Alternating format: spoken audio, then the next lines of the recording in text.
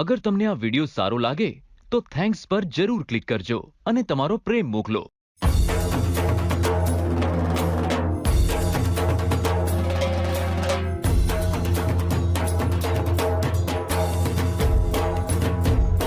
સુગડા સવારતી દુખડા નિવારતી ભવતી ઉગારતી Amba Abe મલકતી ને મનમાં ઝલકતી સૌને નિહારતી અંબા આવે ગોગતી આજે ચોકમાં ખમા કરું રે મારી અંબા.